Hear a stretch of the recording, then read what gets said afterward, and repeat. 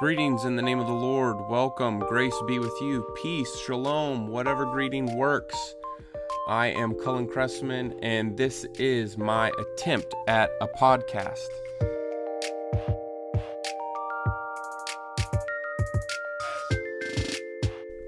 All right, now, greetings. Today we're going to talk about Jacob, but I do want to give a shout out to Clark Parker and Dave Molina for our necessary nectar here today. I do work at Urshan College, and every once in a while you need a boost. So I think my good friend Dave Molina, who also is a avid listener and supporter of this podcast. So today what I want to talk about is Jacob. We're going in the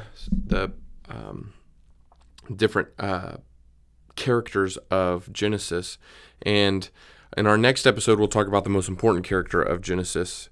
And this character, when we talk about Jacob today, Jacob's character is where you have like the most in your face, the real clear and gross picture, if you want to put it that way. Gross in the sense of obvious picture of what's wrong within humanity. And so Genesis again is a necessary history. It's the history that's bringing us to a right relationship with God. It's revealing things of really a struggle of humanity. You see this all the way in the beginning of the book with Adam and Eve in the garden, that they simply do not trust God.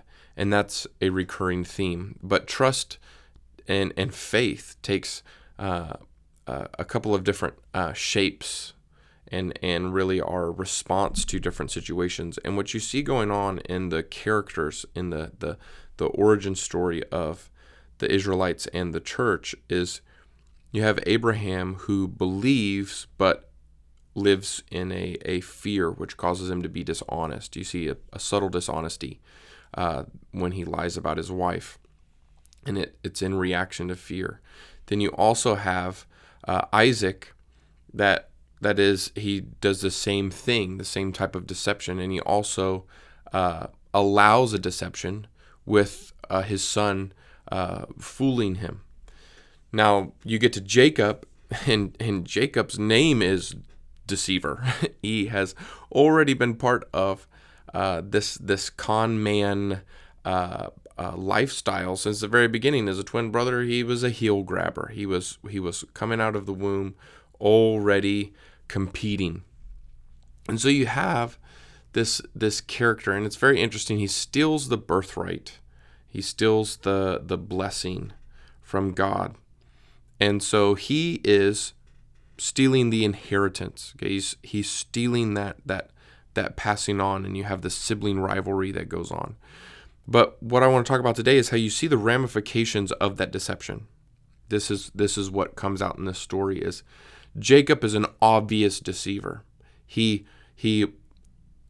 intentionally is deceiving, whereas you could say Abraham and Isaac are kind of they're foolishly deceiving. They're just cowards. Jacob is deceiving for the sake of stealing, of manipulating. And after he leaves, he leaves his homeland to go find a wife, and he actually goes and has a competition of sorts with a con man. I think that's hilarious, as you have Jacob and Laban, like the ultimate deceiver competition, where they are going back and forth, and Jacob gets deceived for the wife that he's going to have. And then you even have a kind of a play on the narrative where, with Esau comes to Jacob, and Jacob gives him some beans, and he gives him the birthright. Well, with Leah and Rebekah, you have these two wives, and Leah basically buys a night with Jacob buys a night with Jacob and has another son because of some mandrakes, because Rachel wants some mandrakes. And I think that's an interesting thing. But then you have Laban changing his wages, not to mention changing his wife. You have this tension that goes on. So Jacob's deceiving pushes him out of the homeland. And the reason I say that is because Isaac was able to get a wife from the homeland, the original homeland. I guess I should work on my terms. Isaac's able to get a wife, Laban's sister, by sending a servant. Jacob leaves. Jacob is running. He's fleeing. And he goes and he finds himself with other deceivers. And this plays out. What's interesting is that before he goes there, the Lord meets with him, and you have the story of Jacob's ladder. And the Lord tells him, I'm going to bless you on the land that you're on. I'm going to bless you here. I'm going to bless you. You are going to actually carry this on. Well, then you have all of this back and forth, the craziest stories where he works for this wife for 7 years, wrong wife, works for another wife for 7 years, and he's still getting his wages changed over and over. And he finally dips. The Lord gives him a blessing on the flocks, and he runs away. He runs from Laban, and this is his life. He's a runner. He escaped to Laban. Now he's escaping from Laban, going back home. And Laban even says, he's like, why are you just slipping out in the middle of the night, taking my daughters and my grandsons with you? Why are you doing this? My inheritance, my people, what have I done to you? Which is kind of a funny statement. But the Lord has his hand on Jacob the whole time and is blessing him. And so you actually have Laban, everything is okay. They swear an oath together and they part ways. So there's a mending, so to speak, of Jacob's relationship. But then you see the consequences of deception. You see the real picture of what happens when you deceive somebody and you live a life of deceit, and that is that Jacob is scared to death of Esau. He hears that Esau is coming, and he is worried. He is so frightened of his brother that he sends him all of these gifts ahead of time. Take all the animals. I'm not going to go with them, And then he even uses his own family as a buffer where he's left alone. He is so frightened. And that's what I think is important in this story, is that fear, you have actions, and your actions will have consequences. And whenever your actions are wrong, because shame leads you to fear. You worry about what's going to come next. You're worried about what further consequences will come. In the second time, God meets with Jacob, and he wrestles with him and changes his name, gives him a new identity. And I would say this is a healing, so to speak, a time that Jacob kind of is changed. He has his thigh touched. He's limping around now. It's a physical sign, but also he gets a name change to Israel. And I think this is a remaking of Jacob that was necessary by God, that you see that the Lord had to talk to him a second time and reassure him that you are beyond your consequences, that I am going to take care of things if you will trust me. And so there's still a little bit to work on trust, but you don't see so much deception from Jacob anymore. You see a change in his heart of deception. He still needs to work a little bit on trust because he sees Esau, and Esau is like, I love you. And Jacob's like, are you sure? I brought these gifts for you. And Esau says, I don't need the gifts. I just love you. And Jacob's like, no, please take the gifts. And Esau's like, do you want to come with me? He says, no, we're really tired. Do you want me to help you? I got some sort of, no, we're going to take it slow. You just go on and leave. Still operating in this fear, not really a union with his brother, not a trust of his brother. Still living in fear of those consequences. But he at least has this change where deception doesn't seem to be the part of it. The consequences play out in major ways. The consequences of not trusting God, the consequences of taking matters into your own hands. That's really the picture you have of Jacob. Jacob takes the situation in his own hands, very reminiscent of his grandfather, where he takes a servant, a slave girl, and impregnates her because he doubts the Lord taking care of the promise. Jacob is even a whole nother level of that. He deceives and takes matters into his own hands, and he wasn't even promised that. He reaches for something that's not his and deceives. And this is an interesting thing that Esau is able to say, I'm taken care of, I'm good, and seems to have much more peace in his life than Jacob does.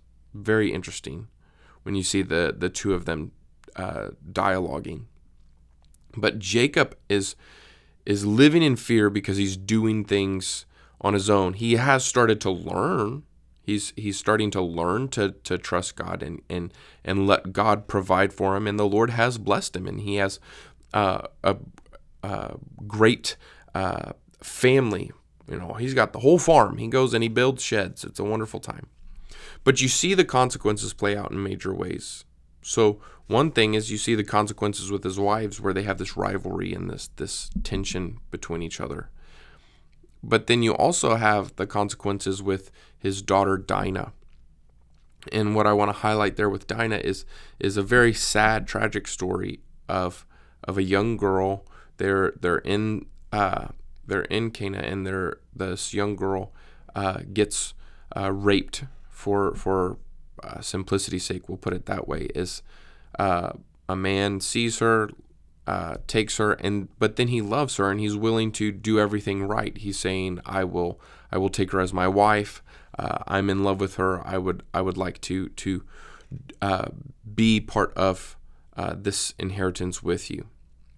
Well, it says in the text that the sons of Jacob deceive him. And I think this is a very important part for us to notice in the story when we're paying attention to these echoes, these themes of deceit.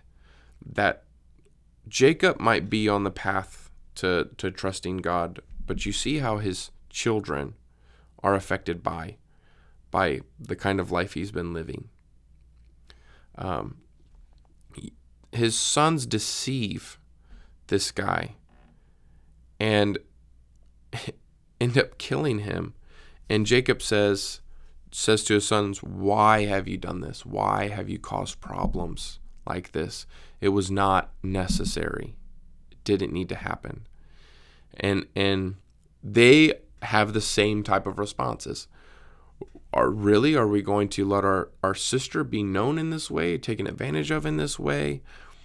They needed to take justice into their own hands. It's this picture here where you see that Jacob has learned, let's back up some. That was not necessary. But his sons are learning this lesson. And I think that's very important for when you get into the next story. When you move from, by the way, I guess I haven't said this yet, but we're covering today. We're going to cover Genesis 28 through 37.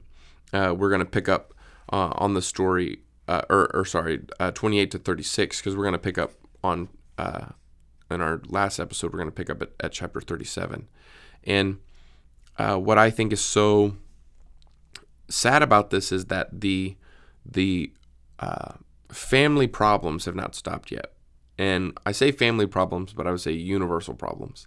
The pictures of Abraham, Isaac, and Jacob is that there are trends, there are themes going on. And I don't think that it's just, and so this is what I want to kind of end on here. And I've tried to say it a few times in different ways. But there is a theme, an important theme.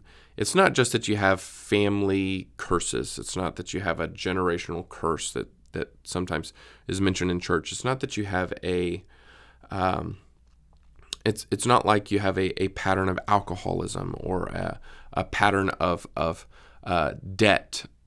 It's not that I'm not talking about that kind of generational curse. What I'm highlighting here is I'm wanting to push back to earlier episodes and talk about the history of Genesis, and specifically the opening of the history of Genesis, is you have Adam and Eve that are being taken care of in the garden. The Lord has given them everything that they need. It's when they do not trust God that disobedience comes. They give the opportunity for this ongoing theme to happen. Cain does not trust God. It plays out in the history of Genesis. There's an overall theme that the Lord is showing us in Genesis. Is not simply history. It's important and necessary history for us to wrestle with. Now, I'm not saying that this is a thematic history in just a literary sense. This is inspired history for us to be wrestling with and understand. This picture here is nobody is trusting God. Nobody is willing to say, I will be honest. That's the gist of it. The cooler picture within all of that is the most consistent character, the person that is continue to work within the story, is God, giving new opportunities. Even when Jacob takes something that wasn't his, God works with it. It's the same as Adam and Eve. When humans introduce disobedience, the Lord introduces mercy. It's this incredible thing that happens, that we are able to always count on God to introduce mercy.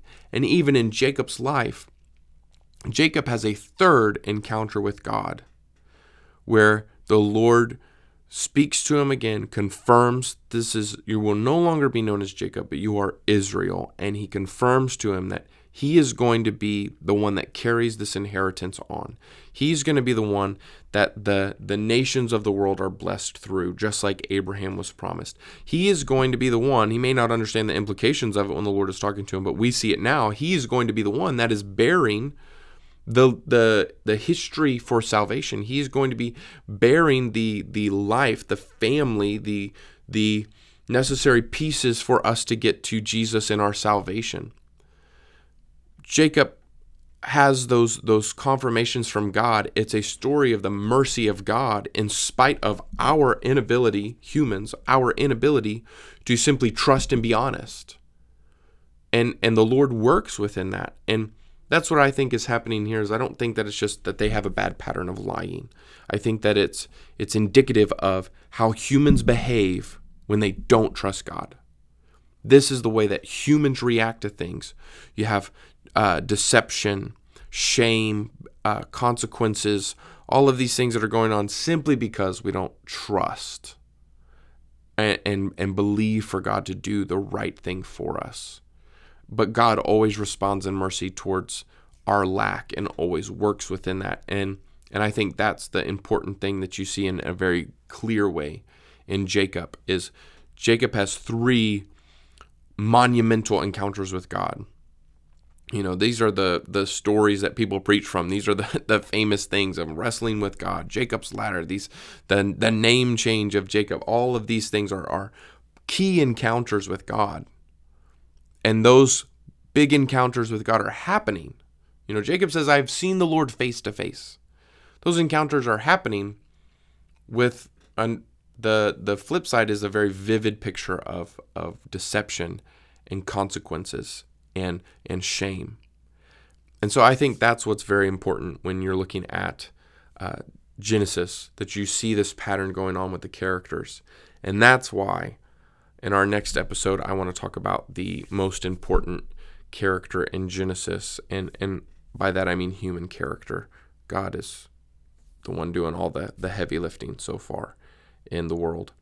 But the most important human character in Genesis is what I want to end on, because how do we as humans, if we're looking at this and we're learning that, what do we do and how do we respond within the world to undo these bad cycles and institute trust? So If you have any questions, as always, feel free to contact me, email me, send me messages on social media.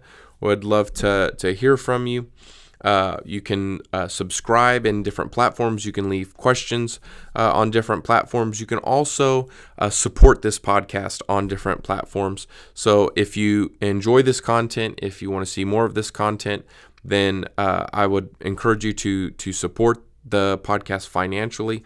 Not really for a paycheck. I'm not intending that, but more so different kind of production needs and things like that, so that I can keep on cranking this out and supplying it to the public. And I do enjoy going through the podcast and or going through the Bible in this fashion on the podcast. So just want to throw that out there as an encouragement to anybody that would feel led to support. And I will also be interested in any kind of feedback on what to move into next. So see you next time.